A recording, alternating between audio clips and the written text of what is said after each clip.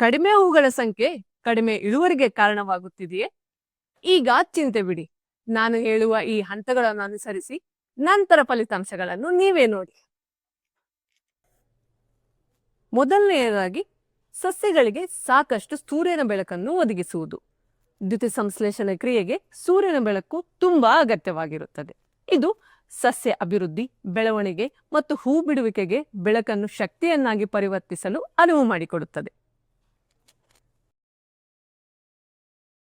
ರಸಗೊಬ್ಬರಗಳ ಸಕಾಲಿಕ ಅನ್ವಯಿಕೆ. ರಸಗೊಬ್ಬರಗಳು ಸಸ್ಯ ಬೆಳವಣಿಗೆ ಮತ್ತು ಹೂ ಬಿಡುವಿಕೆಗೆ ಬೇಕಾದ ಸಾಕಷ್ಟು ಪೋಷಕಾಂಶಗಳನ್ನು ಒದಗಿಸುತ್ತವೆ. ಇದರಿಂದ ಇಳುವರಿ ಸಹ ಹೆಚ್ಚಾಗುತ್ತದೆ.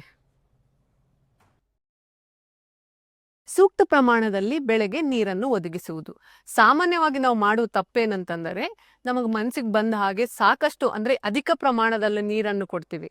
ಸೊ ಅದು ತಪ್ಪು. ನಾವು ಆಗಾಗ್ಗೆ ಬೆಳೆಗೆ ಎಷ್ಟು ಬೇಕೋ ಅಷ್ಟು ಪ್ರಮಾಣದಲ್ಲಿ ಮಾತ್ರ ನೀರನ್ನು ಒದಗಿಸಬೇಕು. ಡೆಡ್ ಹೆಡಿಂಗ್ ಮಾಡುವುದು.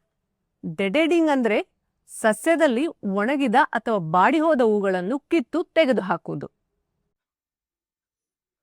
ನಿಯಮಿತವಾಗಿ ಪ್ರೂನಿಂಗ್ ಮಾಡುವುದು. ಸಾಮಾನ್ಯವಾಗಿ ನಾವು ಬೆಳೆಗೆ ನೀಡುವ ಪೋಷಕಾಂಶಗಳು ರೋಗಪೀಡಿತ ಭಾಗಗಳಾಗಿರ್ಲಿ, ಒಣಗಿದ ಭಾಗಗಳಿಗಾಗಲಿ ಹೋಗಿ ವ್ಯರ್ಥವಾಗ್ತವೆ. ಈಗ ನಾವು ಪ್ರೂನಿಂಗ್ ಮಾಡುವುದು ಅಂದರೆ ಈ ಭಾಗಗಳನ್ನು ತೆಗೆದು ಹಾಕುವುದರಿಂದ ನಾವು ನೀಡುವ ಪೋಷಕಾಂಶಗಳು ಹೊಸದಾಗಿ ಬರುವ ಹೂಗಳಿಗೆ ಹೋಗಿ ನಾವು ಅಧಿಕ ಸಂಖ್ಯೆಯಲ್ಲಿ ಪಡೆಯಬಹುದು.